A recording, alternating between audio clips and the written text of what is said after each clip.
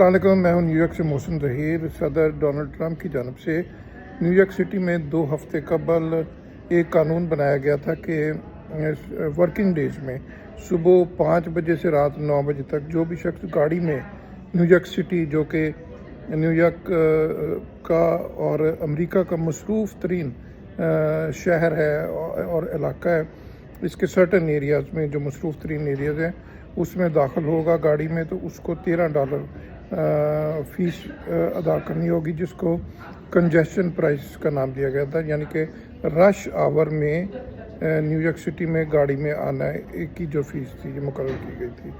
अभी कुछ देर पहले सदर ट्रंप ने सोशल मीडिया की साइट ट्रुथ सोशल पे एक पोस्ट किया है जिसमें उन्होंने कहा है कि कंजेशन प्राइस इज़ डेड, और साथ उन्होंने एक बहुत ही मानी खेज फिक्र लिखा है, लॉन्ग लिव द किंग।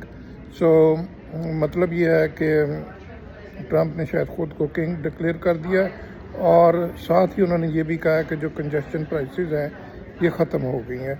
दूसरी जानब जो MT है, मेट्रोपॉलिटन ट्रांसपोर्टेशन अथॉरिटी, उनकी जानब से सदर ट्रंप के इस फैसले के ख़िलाफ़ अदालत से रजू करने का फ़ैसला कर लिया है। तो फ़िलहाल न्यूयॉर्कर्स जो गुज़श्ता 2 हफ्ते से अब या तो गाड़ी में आ रहे थे और $13 पे कर रहे थे न्यूयॉर्क सिटी में आने का, और या फिर वो $13 बचाने की खातिर ट्रेन और बसों में आ रहे थे, वो सब लोग तो खुश हैं। अब देखिए अदालत में इस फैसले का क्या मुकद्दर होता है। Thank you so much. Don't forget to like, comment and subscribe.